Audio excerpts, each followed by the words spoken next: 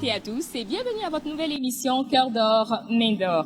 L'émission qui accompagne les organisations et structures à caractère social, l'émission où l'amour se démontre, l'émission où toi et moi pouvons contribuer à créer un monde plus solidaire. Le bon samaritain, plus que des mots, j'étais, je suis, à la porte de ton cœur sont là les différentes pages de votre magazine.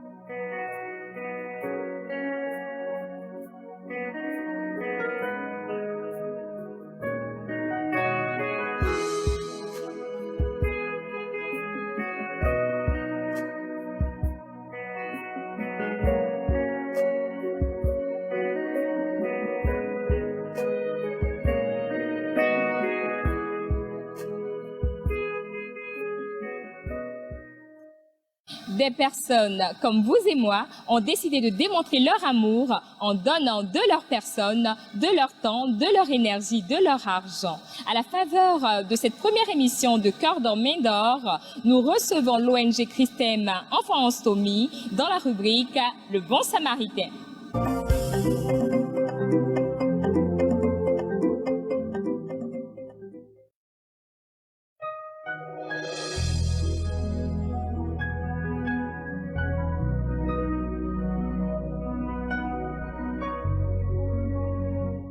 Je suis Claudine Bakayoko, présidente de l'ONG Christem pour les enfants en stomie.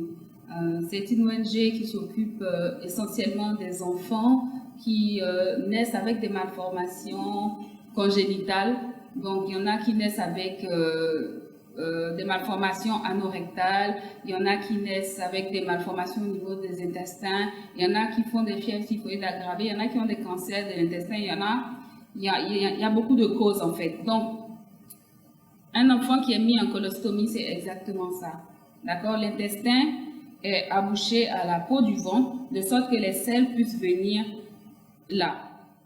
Et c'est à ce moment-là que l'ONG Christem Enfants en Stomie intervient pour assister tous les enfants qui naissent avec ces problèmes-là et qui sont mis en colostomie. Donc l'ONG Christem arrive et intervient avec l'assistance pour les poches de colostomie qui sont là.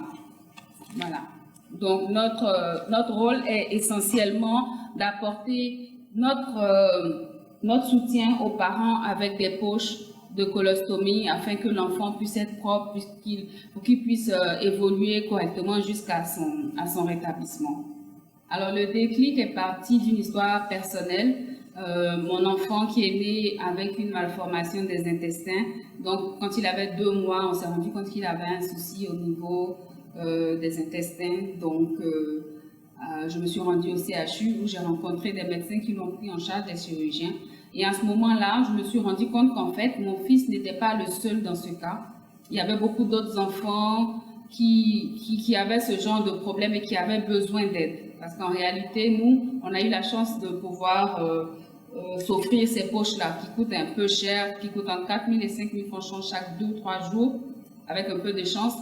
Et les autres parents, ils n'ont vraiment pas les moyens. Alors, après la guérison de mon fils, je me suis dit, il faut faire quelque chose pour aider et soutenir ces parents qui traversent des moments difficiles. En fait.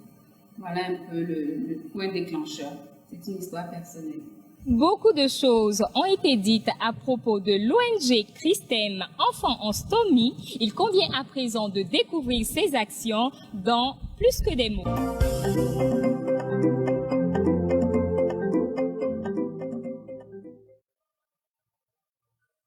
Nous sommes au CHU de Trècheville, au service chirurgie. Nous nous apprêtons à nous rendre au service chirurgie pédiatrique, précisément pour faire une incursion dans la vie d'une famille. N'est-ce pas, Claudine? Tout à fait, tout à fait. On y va. Allons-y.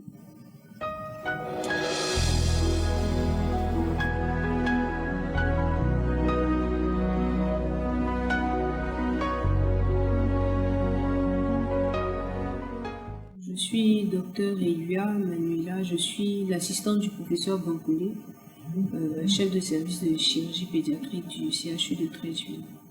La stomie, en fait, c'est de prendre une partie du corps qu'on met à la peau. Et quand on mange par la bouche, la transformation se fait dans tout le tube digestif et ça sort par le bas. Donc les déchets sortent par le bas. Il peut y avoir une maladie, il y en a plusieurs, qui font qu'on est obligé à un moment de faire une intervention sur les intestins. Donc pour permettre par exemple aux selles de sortir, on prend une partie d'intestin qu'on colle à la peau. Donc au lieu d'avoir les selles qui sortent par l'anus de façon normale, on a des selles qui sortent par la peau. Donc on a pris une partie de l'intestin qu'on vient couler à la peau. Donc les selles sortent par la peau. Et c'est ça qu'on appelle la stomie. Donc c'est la partie de l'intestin, dans le cadre de l'intestin qui est accolée à la peau. Ça peut être autre chose, ça peut être la vessie qu'on prend, qu'on met à la peau parce que pour un problème particulier, le tuyau qui part de la vessie à l'endroit où on fait pipi est coupé ou est bouché. Donc à ce moment-là, on prend la vessie et on la met à la peau. Et comme le liquide ou le contenu de ce qui est mis à la peau n'a pas pour habitude d'être à la peau, ça irrite la peau autour. Si on met la vessie à la peau, ça coule tout le temps. Donc il faut avoir un matériel pour mettre adapté de telle sorte qu'il y a quelque chose qui collecte les urines quand c'est dans le cas de la vessie.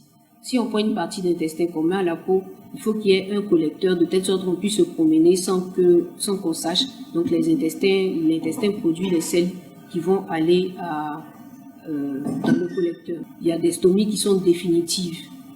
Quand par exemple il y a un cancer et tout, et que la partie du bas c'est plus possible de pouvoir l'utiliser. Donc on peut prendre une partie d'intestin qu'on met à la peau. Et la personne se promène dans la ville sans que l'on sache qu'elle a une stomie, pour avoir une vie normale. Il y en a qui l'ont de façon définitive et la plupart du temps, en tout cas chez nous, en chirurgie pédiatrique, en général, parce qu'il y a des cas où c'est définitif, en général c'est transitoire. Sans cette stomie, la personne ne peut pas émettre les selles ou ne peut pas émettre les urines et il y a une mise en jeu de sa vie, voilà, de son pronostic vital. Donc la stomie, c'est pour sauver la vie du patient. Mais tout en ayant cette stomie, il faut avoir une qualité de vie. On ne peut pas avoir une stomie. Pendant la durée du port de la stomie, on n'est pas hospitalisé. On est en ville, on va à l'école, on va au travail, on va dans son lieu de culte. Donc il faut que je puisse aller dans mon lieu de culte sans que tout le monde ait à savoir que j'ai un endroit où les selles sortent qui ne sont pas l'endroit normal. Donc l'ONG vient nous permettre d'avoir des enfants qui peuvent se promener, qui peuvent jouer avec leurs amis en ayant une stomie, qui ne produit pas, qui ne les salit pas. Comment nous avons connu l'ONG Christème Enfants en Stomie? Je pense que la responsable de l'ONG a un enfant qui a été pris en charge par le chef de service, professeur Bancolé. Et au cours de la prise en charge de cet enfant, il a eu à avoir une stomie. Et donc, vu qu'il était en stomie, il avait du matériel de stomie à utiliser. Donc, il a eu à utiliser du matériel de stomie. Et à la suite, la prise en charge a été favorable, l'évolution a été favorable. Donc, à la suite, la responsable de l'ONG est revenue, rentrer en contact avec le professeur Bancolé en vue d'aider les parents dont les enfants sont porteurs de stomie, comme l'a été son fils, à avoir du matériel pour prendre en charge, aider à avoir une stomie, un matériel de stomie adéquat. Voilà un peu comment le chef de service, professeur Bancolé, et nous, par la suite, avons été en contact avec l'ONG. L'impact de l'ONG sur la prise en charge de nos enfants, parce que c'est une prise en charge. Malheureusement, la stomie, en fait, la prise en charge de la stomie relève d'une formation particulière. Donc, il faut qu'un infirmier ait la formation pour aider les parents à s'occuper des stomies. Malheureusement, en Côte d'Ivoire, on n'en a pas. Et l'acquisition des stomies est difficile. D'abord, parfois c'est difficile d'avoir du matériel entier, du matériel adapté à l'enfant. Et après, quand on l'a, c'est cher. Parce qu'il faut changer parfois les poches tous les jours, avec une fréquence régulière. Et la plupart de nos parents n'arrivent pas à suivre le rythme d'obtention du matériel. Parce que l'intervention dure, tarde à se faire et tout. Donc, avec l'ONG, on a eu la possibilité d'avoir gratuitement des poches, donc de permettre à des parents d'être soulagés, au moins sur l'acquisition des poches. Et avec une acquisition, quand ils sont soulagés, ils peuvent mieux prendre en charge ces stomies-là. Et ça permet aux enfants d'avoir une activité de vie, en tout cas dans la période intermédiaire où ils portent ces stomies-là, d'avoir une activité normale. Parce que avec un collecteur, on peut se permettre de se promener dans la ville. Mais quand il faut mettre des couches et que les couches sont mouillées et tout, on peut pas se promener dans la ville de façon correcte. Donc on peut pas avoir une qualité de vie. Et plusieurs de nos patients, donc chaque fois qu'on a des patients, on l'appelle, elle vient, donc elle nous donne des poches. Et après, elle rentre en contact avec les parents pour leur montrer comment ça se passe, comment les poches sont utilisées et comment il faut les changer. Et quand ils n'en ont plus, donc ils se ravitaillent, donc elle leur en donne. Du coup, nous, on pense que la prise en charge, en tout cas au niveau de la prise en charge des stomies, est meilleure que quand on avait personne qui pouvait nous permettre d'acquérir, qui pouvait permettre aux parents d'acquérir gratuitement ces poches. Donc, il y a une qualité de vie, il y a nettement améliorée. Voilà. Donc, je pense que l'impact est indéniable, l'impact sur la qualité de vie de ces enfants-là, en aidant les parents à pouvoir acquérir du matériel de qualité. Alors Claudine, tu nous présentes? Bienvenue Anne, bienvenue à votre équipe. Alors j'ai été contactée hier par un des chirurgiens résidents du CHU concernant un cas d'enfant en stomie. Donc il s'agit du fils de Dame Huchot, bébé Christ qui a 3 ans, qui est né avec une malformation anorectale. Alors Claudine, dis-nous, c'est quoi une malformation anorectale? On appelle malformation anorectale des enfants qui naissent avec une anomalie au niveau du rectum, c'est-à-dire que c'est fermé. Les autres enfants normaux ont un trou par où les selles doivent découler. Pour celui qui a une malformation anorectale, là c'est fermé, donc il faut forcément le mettre en colostomie, c'est-à-dire ouvrir, dévier l'intestin et le foutre sur la peau pour que les selles puissent passer, vu que l'enfant doit s'alimenter. Voilà. Tu es en train de nous dire que quelque chose d'aussi normal entre guillemets, que de faire ces selles par là où nous savons, ça peut ne pas exister chez certaines personnes? Oui, alors, des cas d'enfants qui naissent avec des malformations anorectales, il y en a. Il y en a dans nos CHU, c'est environ 22 enfants par CHU par année. D'accord, on a. Donc cet après-midi, nous sommes ici pour un cas, le bébé Christ qui a 3 ans. Donc ce cas nous a été déclaré hier seulement, donc nous sommes là pour voir la mère, lui parler et lui expliquer comment est-ce qu'on doit gérer un enfant qui a une colostomie. Voilà. Donc il s'agira de lui donner des poches. Nous, notre rôle au niveau de l'ONG, c'est de venir lorsque les chirurgiens nous appellent pour donner des poches, parce que c'est pas normal qu'on mette des gants comme ça, les selles et acides, ça blesse l'enfant, alors que l'intestin doit être propre, d'accord? Donc on donne des poches de colostomie, c'est ça. Tout à l'heure, si tu permets, je vais te montrer comment est-ce qu'on met, d'accord? Donc poche de colostomie, on en a 25 dedans, d'accord? Et on donne les poches de colostomie et les intestins, il faut toujours avoir des gants. Donc on a des gants. Et on a du sparadrap pour pouvoir, une fois que la poche est installée, pour bien maintenir la poche pour ne pas qu'elle tombe rapidement. Voilà, donc on a un rouleau de sparadrap, des gants et des poches qu'on vient offrir à chaque fois que l'ONG est contactée par un des chirurgiens résidents au CHU ici. Donc voilà un peu ce que nous on fait. On est là pour vous soutenir, vous n'êtes pas seul, il ne faut pas être découragé, on va vous aider. Alors maman, tu nous racontes ton histoire?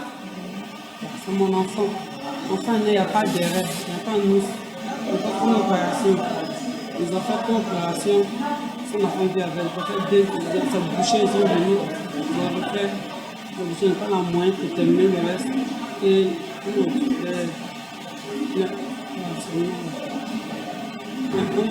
c'est bon, non, à donner. On va à l'école. On va donner à 2 mois. C'est un peu la moyenne. Et quand je ressens venir m'aider, c'est que ça va aller. Il y a 2 mois à donner. Il y a 2 mois, je souffre. Je prends dans ma main, je souffre. À 3 ans, je souffre dans ma main. Ils sont les 2 mois à donner. Pitié, les 2 mois. Sauver mon enfant à donner. C'est une double colostomie. Oh wow. Là, on doit mettre la peau sur le bas où les selles sortent. Donc, quand tu montes, la première tu cherches quoi? Toujours mettre tes gants. Tu as compris? Tu as parti avec ça à la maison. Et ça, on prend pour le jeu.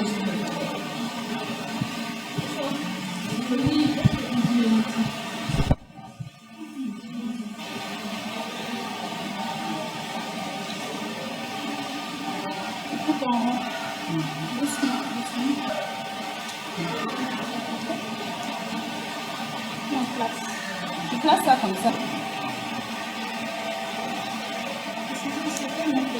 Tu n'as pas les lentilles dedans. Tu coupes comme ça. Tu fais descendre le foie bas. Tu fais descendre. Tu prends papier génique, tu le vois bien ici. Et puis après, tu plies. Tu plies bien. Quand tu as envie de voir, tu fermes dessus. Mais pas que ça le serve. Voilà. Ça, c'est la première partie. Comme je t'ai dit, je t'ai donné du sparadrap. Le sparadrap, c'est pour pas que ça se décolle vite.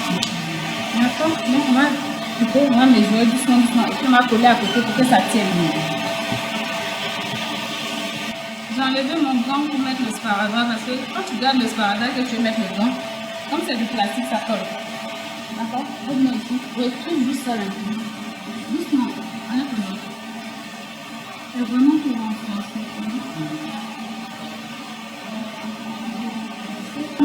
C'est fini. C'est fini, chérie. Donc voilà un peu. C'était nous. Je te laisse ça. Il y a mon numéro de téléphone. Une seule action, une série de bonnes actions peuvent changer le courant d'une vie. Découvrons ensemble comment avec l'ONG Christem Enfants en Stomie dans J'étais, je suis.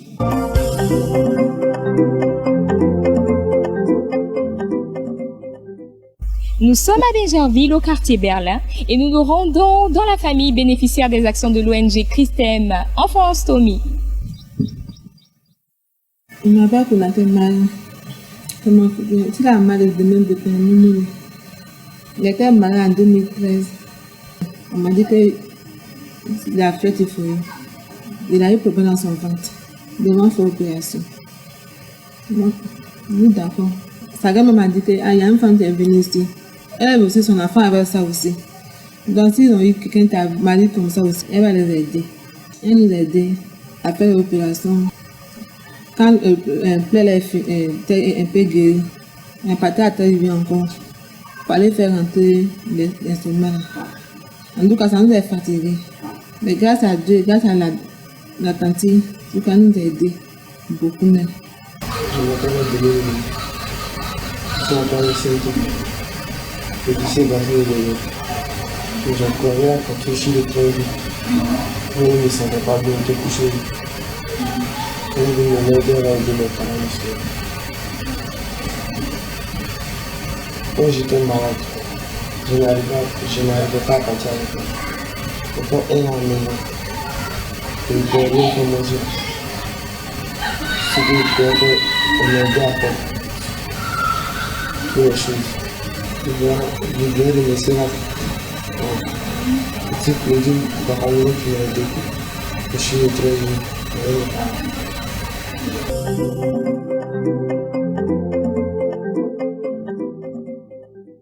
En fait, les enfants en stomie, c'est pas très connu.